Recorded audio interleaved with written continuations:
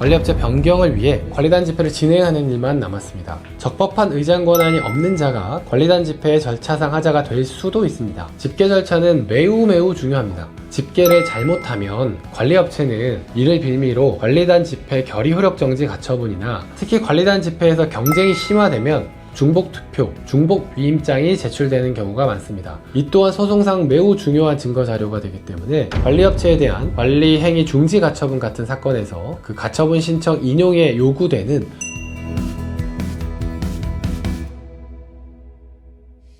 이제 관리단 집회를 진행하는 일만 남았습니다. 먼저 관리단 집회 의장에 대해서 설명드리도록 하겠습니다.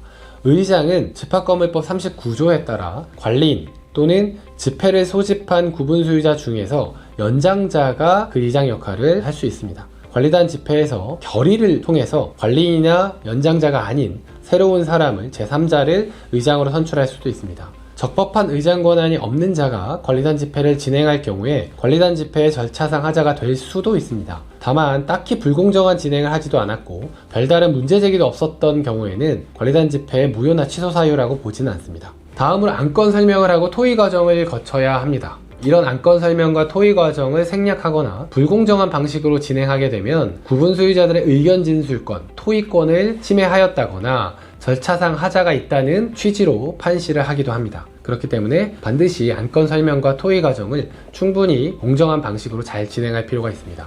다음으로 투표 절차입니다. 관리단 집회에서 참여해서 투표를 할 수 있는 주체는 세 종류입니다. 첫 번째 구분 소유자, 두 번째 점유자, 세 번째 대리인입니다. 투표 용지에는 구분 소유자인지 점유자인지 대리인인지 표시를 할 수 있어야 되고요. 대리인의 경우에는 대리권을 증명하는 서면, 즉 위임장을 투표 용지와 함께 제출해야 됩니다. 간혹 어떤 현장에서는 거수투표로 관리단 집회 결의를 진행하는 경우가 있습니다. 거수투표로 하는 것이 항상 절차적 하자다 이렇게 단정할 수는 없습니다. 다만 재판에서는 의결권 행사에 관한 입증자료를 제출해야 되기 때문에 증거자료를 남기기 위해서라도 꼭 투표 용지, 즉 서면으로 의결권 행사를 하도록 하는 것이 좋습니다. 하급식 판결 중에는 거수투표 방법을 일부 혼용해서 관리단 집회를 진행한 경우를 의결종족수 산정에 위법이 있다라고 본 판결도 존재하기 때문에 이 부분 꼭 보수적으로 판단하셔서 신중하게 접근하실 필요가 있습니다. 다음으로는 집계 절차입니다. 집계 절차는 매우 중요합니다.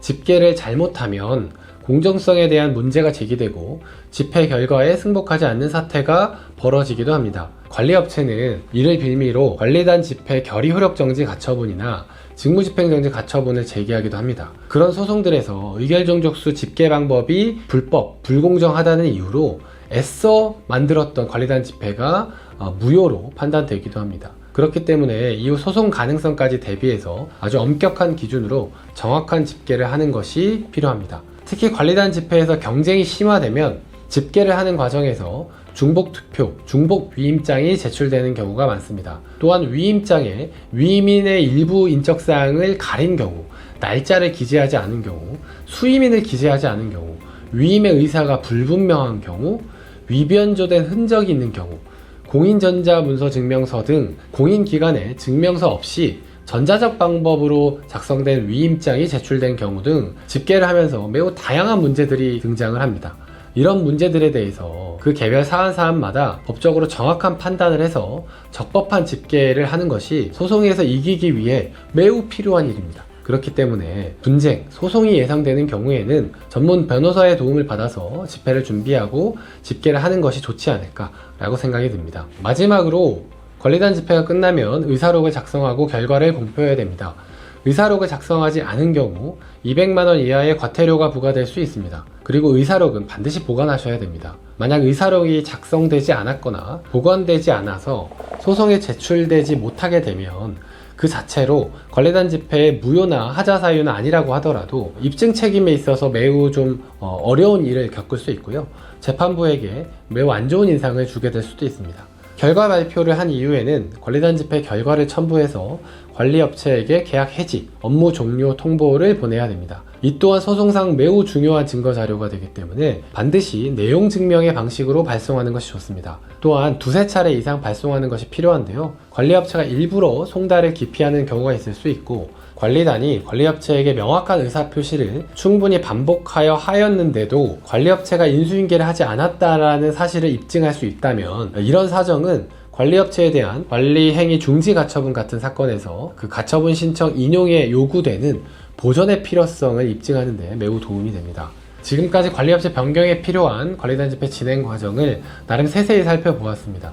그런데 제가 관리단 집회에 관한 실무를 하다 보면 오늘 설명드린 것보다 사실 훨씬 더 많은 디테일들을 신경 써야 되고 처리해야 되고 판단해야 되고 준비해야 되는 경우가 매우 많습니다.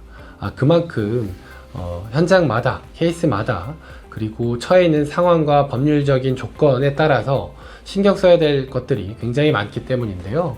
복잡하고 그리고 소송으로 비화될 가능성이 높은 그런 건물의 경우에는 반드시 관리업체 변경에 필요한 관리단 집회를 진행하기 전에 전문 변호사의 자문과 검토를 받아보시는 게 어떨까, 이런 생각이 듭니다. 오늘 설명드린 내용이 부디 관리단 집회를 준비하시는 분들에게 도움이 되셨으면 좋겠습니다. 감사합니다.